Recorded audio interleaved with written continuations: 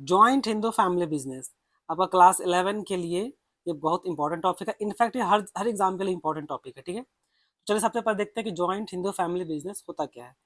Joint family Hindu business आपका own करेगा कौन? एक हिंदू अनडिवाइडेड फैमिली, यानी कि एक फैमिली है, ठीक है, जिसका अभी तक बंटवारा नहीं हुआ है।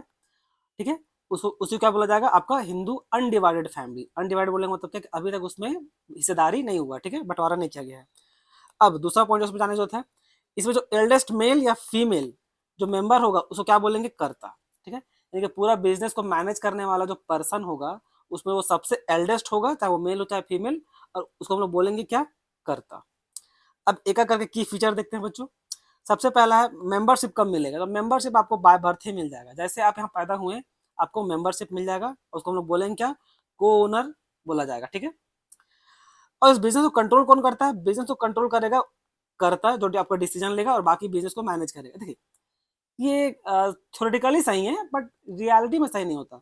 मान लीजिए एक तीन भाई है, ठीक है, और उसमें सबसे एल्डेस्ट बीच वाला है, और ये इससे 1 साल छोटा है, इससे 2 साल छोटा है। ठीक है, तो ऐसा नहीं है कि भाई इस भाई से और इस भाई से मतलब बिजनेस का डिसीजन का ओपिनियन या उसका राय नहीं लिया जाएगा, ऐसा नहीं है। ये खाली बुक में बोलने के लिए है।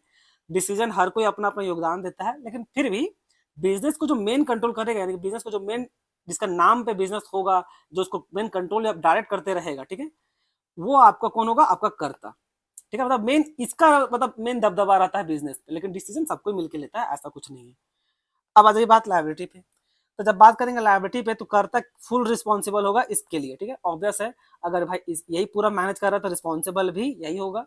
चाहे कोई भी प्रकार का रिस्पॉन्सिबिलिटी या डेप्ट के लिए यही जिम्मेदार होगा कर्ता केवल।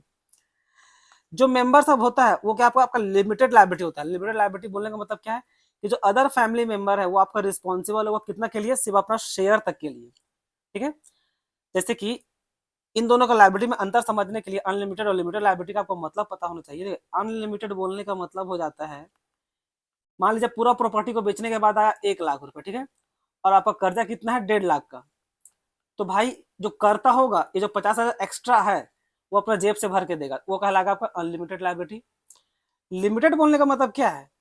मान लीजिए पूरा प्रॉपर्टी है, ठीक है, उसमें से जो ए है एक उसका मेंबर है, को ओनर है, इसका केवल 10,000 का ये है, और कर्जा कितना का था? 50,000 का टोटल कर्जा था। तो ए जो है केवल अपना 10,000 देगा, बाकी 40,000 से कोई लेना देना नहीं है। तो अनलिमिटेड और लिमिटेड बोलने में यही मेन अंतर है। ठीक, कंटिन्यूटी ऑब्वियस है, कर्ता का मरने से बिजनेस बंद नहीं होगा। जो नेक्स्ट जो उसका जो सबसे बड़ा होगा उसके जस्ट बाद वो आपका नया कर्ता बनेगा। माइनर इसमें अलाउ है, तो हाँ पैदा होते ही आपको माइनर आप उसमें मेंबरशिप बन जाइएगा। माइनर अलाउ कहाँ नहीं है बच्चों? माइनर अलाउ नहीं है आपका पार्टनरशिप में। कहाँ अलाउ नहीं है? पार्टनरशिप में। पार्टनरशिप में आपका माइनर अलाउ नहीं है, लेकिन आपका हिंदू अनडिवाइडेड फैमिली में यहाँ पर आपका अलाउ है।